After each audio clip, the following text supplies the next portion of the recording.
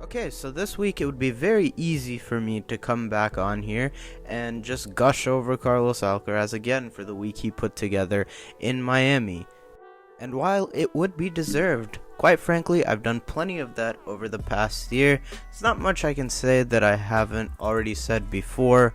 It is incredible that every time you seemingly see this kid again, it seems like he's better than the last time you saw him, and that's one of the most impressive things I've found in watching him over the past year.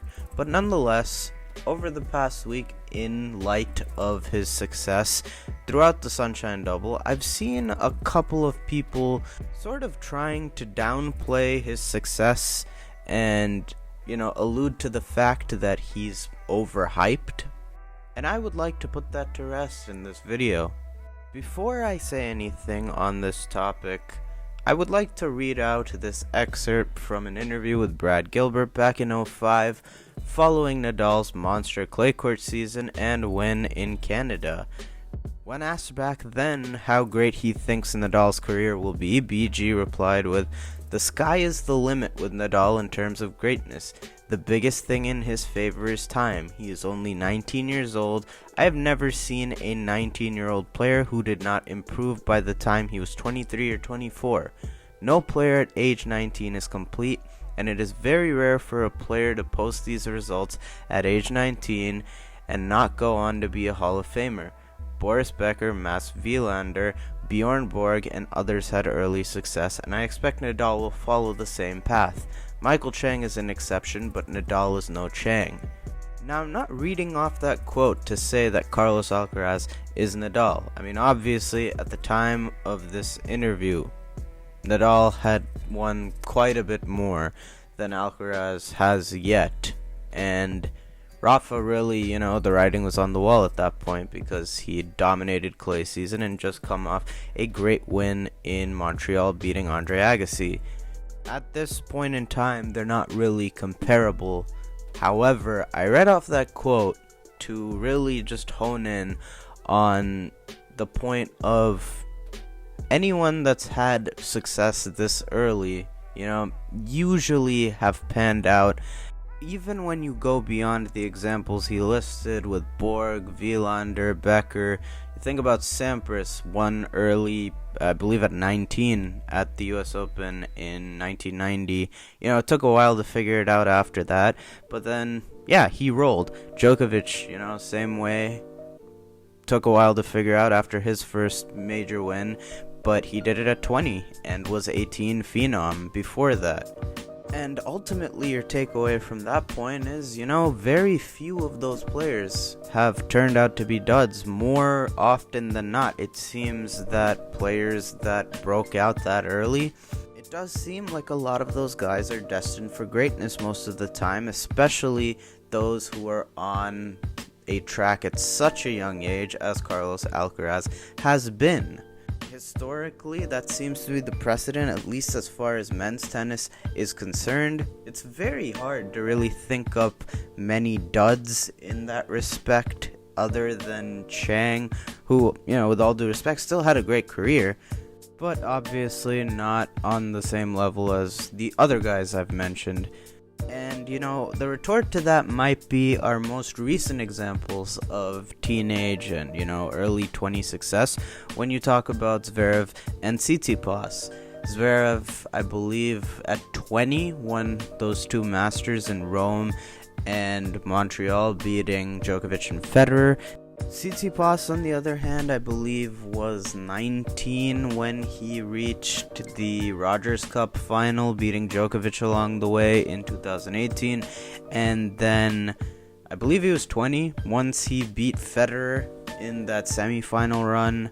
And I myself, in very recent videos, have claimed that Tsitsipas and Zverev both haven't improved as much as you probably would have liked to since their respective breakthroughs. 2019 is probably the best it's ever gotten for Steph on hard courts. Since then, he's probably stagnated, if not, you could make the case, regressed. Zverev, very minimal improvement, and struggles to bring his best week in and week out. Plus, in spite of that 2021 end of season string of great results, you could easily make the case that 2017 and 2018 was the best it ever got for Zverev as far as peaks. Now, before those guys, I'm not gonna address the lost gen as far as this is concerned, because even though Dimitrov and Nishikori really blossomed early, they didn't really have that big win or big title run the same way that Zverev and Tsitsipas did. Now, I will say that both of them also had to deal with the back end of probably the golden era of tennis and the back end of the big three's primes, so that definitely played a factor there, but we can only go off of what we have as far as results. At the end of the day, none of these guys I've talked about have ever had that type of sustained consistency that Alcaraz, by the way, has at 18. And I don't think it's cherry picking when I say it's that much more impressive that Alcaraz has done all of this with 1 year less under his belt than anybody that we have seen in recent memory. And then you go back to these numbers where you're seeing Nadal at the same age. And without exaggeration, this kid is keeping pace with that dude. At this age, this was literally Rafa's breakout 05 season at the time. You just have to take note of it. And, the funny thing is, I think everyone getting as excited as they are about Alcaraz has been within reason across the board. Take that for what you will, but in other words, basically this level of hype so far has been perfectly justified. Like, you can come at people like me with, he didn't really play anybody all that formidable in comparison to what Zverev did in his 2 Masters wins, in comparison to how sublime Steph has looked at certain points in his career, like the 2019 Tour Finals, and several times on clay, against the likes of Nadal and Djokovic even. And I am willing to listen to that to a certain extent, but also let's think about this on the flip side. Just in Miami this year, did you think Alcaraz played his best most of this tournament? I don't think so. I would say for about 7 games in that run against Tsitsipas, yeah, that was some of the best ball of his career. But aside from that and maybe his early round match against Cilic, I don't think Alcaraz was super sharp throughout the week. He came out slow in a lot of his matches, going down a break. And, the thing about him is his returning is so good that regardless of who he's playing against, pretty much, even if he goes down a single break early, you kind of almost expect the break back at some point in the set. And that's pretty much what happened throughout the last 3 matches.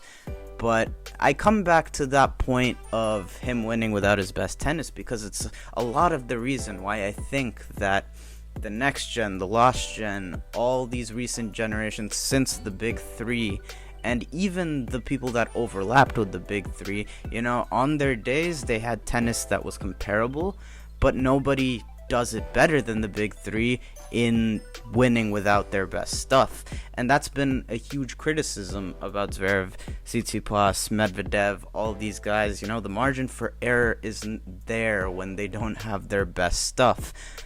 That was not the case with Carlos Alcaraz all week pretty much, and he still found a way. And having that quality while also not having any fatal flaw in his game, like I've mentioned in the past, all of the next gen and guys that we have been waiting to take over post Big 3, they've had that.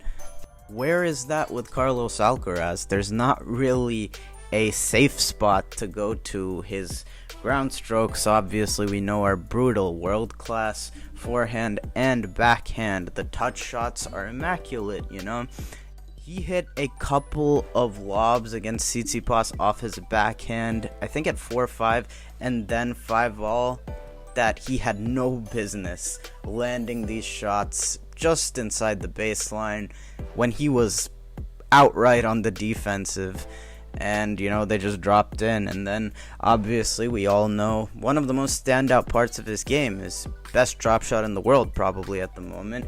Add that on to great hands, great feel at net, plus I don't even know if it's up for debate anymore, but the fastest player on tour at the moment. The only real massive room for improvement is the spot serving, because with some of the better returners he's played, we have seen them be able to make Carlos work pretty hard to hold serve, and we even saw him get down early breaks throughout this week. But the arm is still lively, as we know. He has explosive power off the ground, and we see him hit up to like 130 on his serves. So once he learns to spot serve, it's wraps. And all of this package put together, and you should start to understand why so many people are saying this is the best prospect we have seen since Djokovic. And I seriously feel like people that are trying to downplay what we've seen out of him so far, you are taking a purely contrarian point of view. I know for a fact that a good portion of tennis fans, myself included, have long been waiting for the next generational prodigy. Well, now he's here, so what is there to complain about? Let's just enjoy him and see how his career unfolds. And before I call it on this video, I also would like to make the point of Big 3 fans trying to claim Carlos Alcaraz in a sense.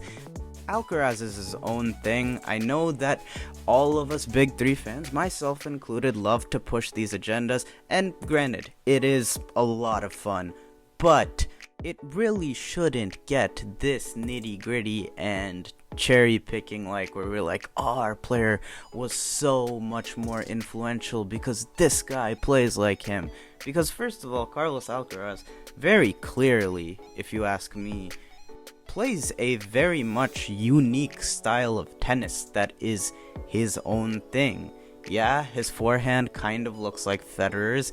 Yeah, he said that he feels he plays most like Federer out of them. And yeah, he slides and hits his backhand reminiscent of Djokovic. Plus, yeah, he said Rafa was his idol. Of course, he's from Spain. I mean, the similarities pretty much end there, aside from them being child prodigies. So that's kind of unrelated to the premise of this video, but also something I just wanted to get off my chest.